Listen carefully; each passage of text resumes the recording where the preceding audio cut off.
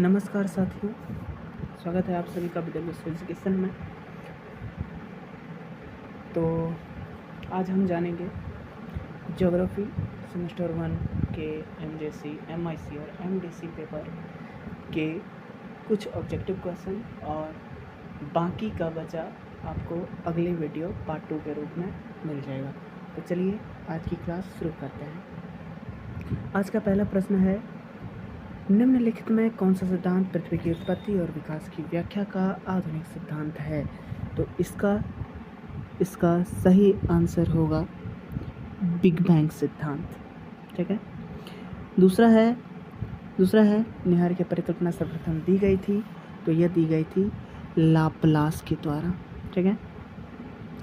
तीसरा है, ज्वारीय परिकल्पना को कहा जाता है, तो ज्वारीय परिकल्पना को टकराव परिकल्पना कहा जाता है। चलिए आगे बढ़ते हैं। चौथा है, पृथ्वी की परतें बनी हुई है किससे? तो यह बनी हुई है क्रस्ट, मेंटल और कोर से। ठीक है। चलिए आगे बढ़ते हैं। पृथ्वी की सबसे आंतरिक परत बनी हुई है किससे? तो यह बनी है नीफे से। नीफे माने जैसे होता है ना, स्वेस ने बताया था हमारे पृथ्वी के परतों को 3 प्रकार से बांटा था। ये सियाल, सीमा, नीफे। तीसरा परत नीफे है। नीफे का नी यानी निके, तो ये निकील हो गया। और फेरम, जो कि रासायनिक नाम है लोहे का, तो यह लोहा, तो निकील और लोहा हो जाएगा इसका सही आंसर। चलिए छठा है, निम्नलिखित में कौन सा सिद्धांत प्लेट विवर्तनिकी के लिए सही है? तो इसका सही आंसर होगा तीसरा। प्लेट ध्रुवल मंडल के ऊपर लंबवत रूप से एक दृढ़ इकाई की तरह गति करती है। तो चलिए अब 7वें नंबर की ओर बढ़ते हैं। 7वां है, पृथ्वी के कोर का घनत्व होता है। तो पृथ्वी के कोर का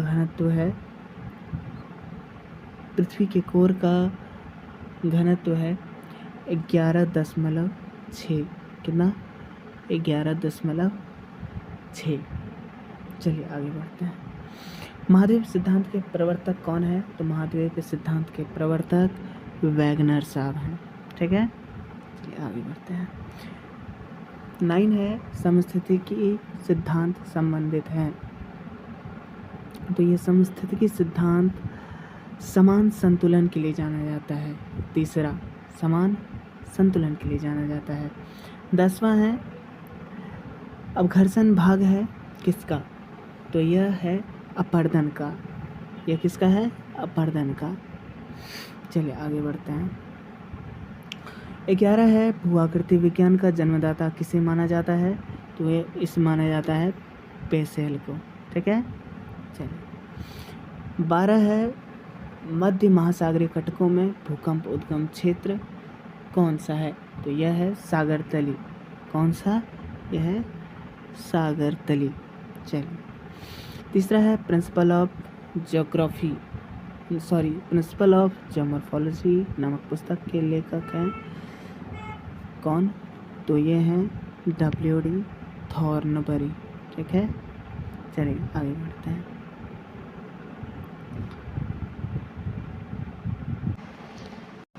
ये क्वेश्चन फिर से रिपीटेड है दोस्तों। चौथा है, पृथ्वी की आंतरिक परत नीफे के निर्माण में किन तत्वों की प्रधानता है? तो यह होगा निकील व लोहा का। किसका? निकील और लोहा का। ठीक है। चलिए 15 है, बहुसंतुलन शब्द का प्रयोग सर्वप्रथम किसने किया था? तो यह प्रयोग किया था डटन ने। किसने? डटन ने। ठीक है। 16 है, सर जॉर्ज एरी संबंधित थे किससे? तो यह संबंधित थे इंग्लैंड से। ठीक है। यह संबंधित थे इंग्लैंड से। चलिए आगे बढ़ते हैं। 17 है, महाद्वीप विस्थापन सिद्धांत के प्रवर्तक कौन थे? तो महाद्वीप विस्थापन सिद्धांत के प्रवर्तक थे कौन? साथी अल्फ्रेड वैगनर। ठीक है। कौन थे? Alfred Wegener. 18वां है, प्लेट विवर्तनिकी का प्रतिपादन किसने किया? प्लेट विवर्तनिकी का प्रतिपादन टूजो विल्सन ने किया था। ठीक है। 19वां है पृथ्वी के कुल द्रव्यमान का लगभग कितना प्रतिशत मेंटल में पाया जाता है? तो यह 68% है। सी राइट आंसर होगा। 20 है धरातल से भूगर्भ की ओर जाने पर गहराई के साथ तापमान वृद्धि की दर क्या है? तो यह है 1 डिग्री सेंटीग्रेड प्रति 32 मीटर। ठीक है, तो इसका आंसर सही होगा। सॉरी, ये बी होता, सी लिखा गया गलती से, सॉरी। तो चलिए आगे बढ़ते हैं। 21वां है मेंटल में निम्नलिखित में किन तत्वों की प्रधानता होती है? तो यह इसका सही आंसर होगा सी, सिलिका और मैग्नीशियम। चलिए आगे बढ़ते हैं। 22वां है सियाल, सीमा और निफे के रूप में भूगर्भ का विभाजन किसके द्वारा किया गया है? तो ये किसके द्वारा किया गया है दोस्तों? स्विस के द्वारा, जो कि आपको पहले भी हमने बताया था। चलिए आगे बढ़ते हैं। 23वां है पृथ्वी की आंतरिक संरचना के संबंध में सर्वाधिक महत्वपूर्ण जानकारी का स्रोत क्या है? तो यह है भूकंप विज्ञान। ठीक है, सही आंसर क्या है? भूकंप विज्ञान।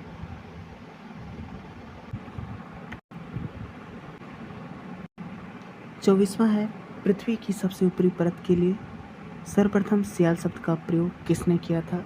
तो यह भी स्विस ने किया था। ठीक है, चलिए।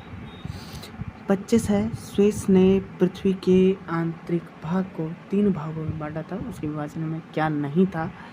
तो ये सियाल था, सीमा था, भी नीफे था, पर ये सबस्टेटम नहीं था दोस्तों। ठीक है, चलिए आगे बढ़ते हैं। 26 है वैगनर के अनुसार महाद्वीपीय विस्थापन जिस दिशा में हुआ वह कौन सी दिशा है? ठीक है, तो इसका आंसर होगा बी। ठीक है, इसका आंसर क्या होगा? इसका आंसर होगा बी, भूमध्य रेखा व दक्षिणी ध्रुव। ठीक है। 27वां है महाद्वीप विस्थापन को स्पष्ट करने वाला नवीनतम सिद्धांत कौन सा है? तो यह है नवीनतम सिद्धांत डी, प्लेट विवर्तन की सिद्धांत। ठीक है, क्योंकि महाद्वीप सिद्धांत सही रूप से स्पष्ट नहीं कर पाया था। ठीक है, चीज़ों को। चलिए आगे बढ़ते हैं। 28वां है रिक्टर स्केल मापता है। तो रिक्टर स्केल भूकंप की तीव्रता को मापता है। किसको मापता है? भूकंप की तीव्रता को मापता है। 27 है महाद्वीप विस्थापन को स्पष्ट करने वाला नवीनतम सिद्धांत कौन सा है? तो यह है साथियों प्लेट विवर्तन की सिद्धांत। कौन सा? प्लेट विवर्तन की सिद्धांत। Answer D. ठीक है। 28 है रिक्टर स्केल मापता है किसे? तो यह मापता है भूकंप की तीव्रता को। ठीक है, तो ये आंसर सही है। 19 है पृथ्वी के निर्माण के सिद्धांत का प्रतिपादन किसने किया था? तो ये किया था ए होम्स ने। किसने? ए होम्स ने। ठीक है। तीसरा है 30 है निम्नलिखित में किसे टकराव परिकल्पना कहा जाता है? तो यह कहा जाता है ज्वारीय परिकल्पना को। यहाँ शायद लिखने में थोड़ा गड़बड़ हो गया मेरे से, तो इसका आंसर होगा जी ज्वारीय परिकल्पना। ठीक है, थोड़ा सा समझ लीजिएगा साथी, ज्वारीय परिकल्पना लगेगा। ठीक है, सी आंसर सही है। 31 होगा अधिकतम उच्चावचन अपर्दन चक्र की निम्नलिखित अवस्था में मिलता है क्या? तो यह मिलता है युवा अवस्था। ठीक है, ये क्या मिलता है? युवा अवस्था।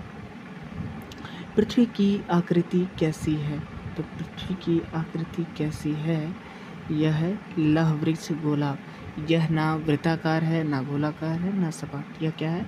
यह जियोइड है या लह वृक्ष गोलाभ है। ठीक है। चलिए 33 है, पृथ्वी की उत्पत्ति से संबंधित निहारी की परिकल्पना किसने प्रस्तुत की? तो यह की लाप्लास ने। किसने की? यह लाप्लास ने की। Answer b. ठीक है। 34 है, कौन सी परिकल्पना होयल तथा लिंटन द्वारा दी गई थी? तो यह दी गई थी नोवा परिकल्पना। ठीक है। आंसर सी।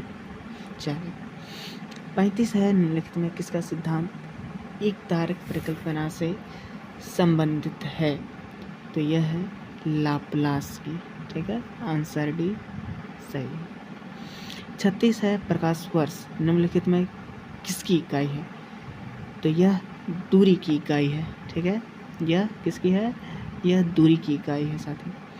37 है, द बिग बैंग स्प्लिट का संबंध निम्नलिखित में किससे है?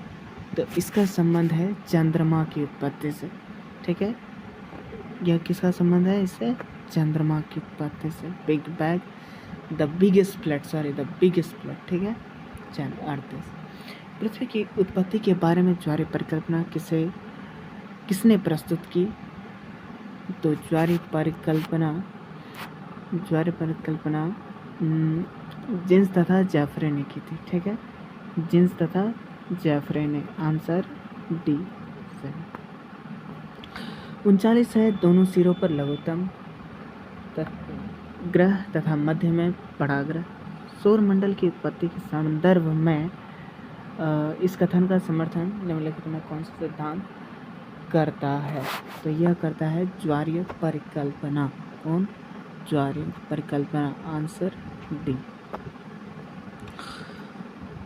40 नंबर है, यह कथन किसका है? मुझे पदार्थ दो, मैं तुम्हें दिखाऊंगा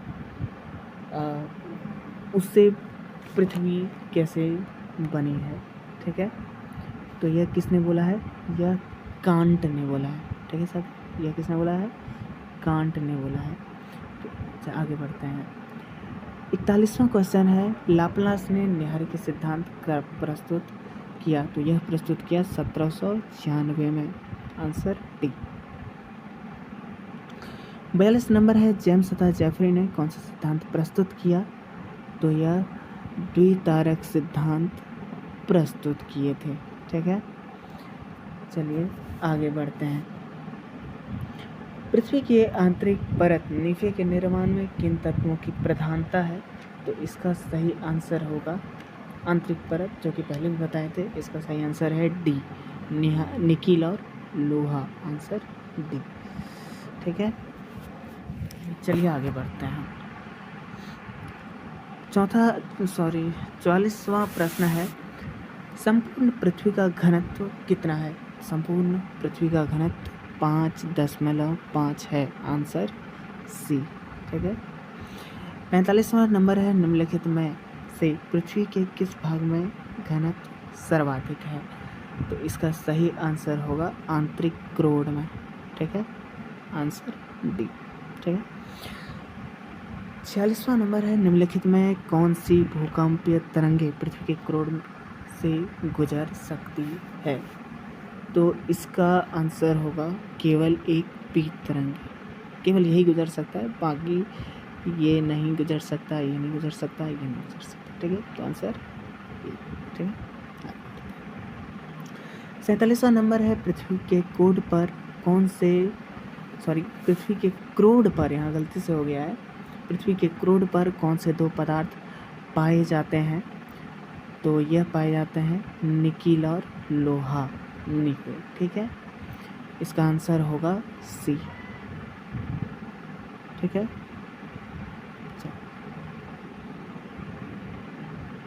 इसी के साथ आज का क्लास समाप्त होता है। मिलते हैं अगले सेशन में। तब तक के लिए बाय बाय।